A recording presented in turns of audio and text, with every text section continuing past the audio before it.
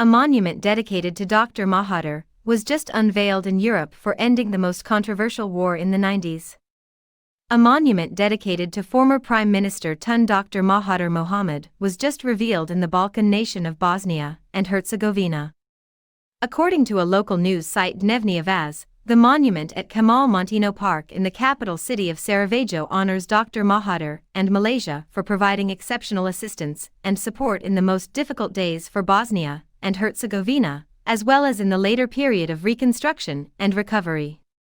The grey sculpture by academic sculptor N.S. Sivak featured the last line from Dr. Mahathir's speech at the International Conference of Parliamentarians on Bosnia-Herzegovina hosted by Malaysia in Kuala Lumpur. Ethnic cleansing of Bosnia-Herzegovina must be stopped, or forever must those who mouth platitudes about democracy and human rights cease and desist from their pretense at righteousness. How Malaysia helped end the world's most controversial war in the 90s. After the fall of the Soviet Union in 1991, a complicated bout of violence began in the Balkans as they fought to establish new, independent states. Of these armed conflicts, the Bosnian Wars, 1992–1995, were the bloodiest ones seen in Europe since the end of World War II. The country faced a war with Serbia just after Bosnia announced its independence in February 1992, through United Nations recognition. The Serbian Republic of Bosnia and Herzegovina proclaimed that Bosnia had declared independence from Yugoslavia against the wishes of its Serbian population. Therefore, it should not be recognized internationally. Major violence broke out between three ethnic groups: the Bosniaks, Muslim, the Serbs, Orthodox, and the Croats, Catholic, and things escalated to ethnic cleansing and systematic mass rape, with most of the victims being Bosnian Muslims. At first, Malaysia did not pay serious attention to the Bosnia-Herzegovina conflict, as the belief was that the UN and Western powers, especially America, were capable of restoring peace and justice.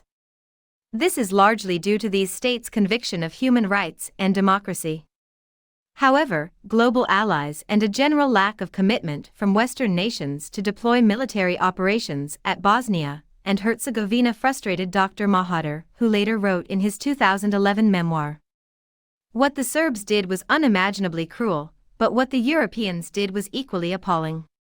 European countries that make up NATO like to lecture us about human rights, but their inconsistency is shameful. If a dog gets stuck in a drain, they spend time and money to rescue it. Yet they refuse to help innocent people who were being killed." Things took a turn for the worse in 1993, when the Croats also launched attacks on the Muslims in Bosnia, who had no weapons to fight back with due to an arms embargo placed by the UN in 1991. The Serbs, however, were armed with modern weapons which they acquired from the Yugoslav National Army. With the worsening violence and massacre of the Bosniaks, Malaysia took a stand and officially recognized Bosnia and Herzegovina, Croatia, and Slovenia as independent nations in May 1992.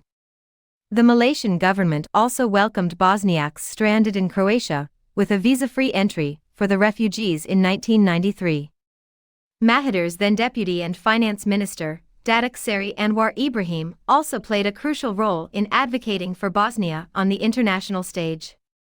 In 1993, Malaysia pressured the Organization of Islamic Cooperation, OIC, to band together for a solution, which led to an agreement on Bosnia's need for weapons for defense from the Serbs. Dr. Mahathir also pushed for the OIC to support the plan to allow Malaysian troops stationed in Bosnia to conduct both peacekeeping and war missions. Malaysia then dispatched armed forces attached to a UN mission on October 1, 1993, under the command of Major General Datuk MD Hashim Hussain. This team was known as Malbat-I and had 996 members. Malbat's responsibility was to prevent the escalation of the war situation, prevent people from starving, provide medical assistance to the ill, and be prepared to face armed conflicts even if they were not involved in military operations. Malaysia had also lobbied the UN, through the contact group, small countries among the OIC members, by actively maintaining relationships and negotiations with the UN so that they could continue to pressure and ensure that all the Muslim countries' views were taken into account by the UN. Malaysia, acting as an OIC representative, had also sent hard messages calling for the resignation of the then Secretary-General, Boutros Boutros-Ghali, for his failure to solve Bosnia's conflict. With all the international pressure, Bosnia was finally released from the horrors of a war that was eventually ended in December 1995 with the signing of the Dayton Agreement.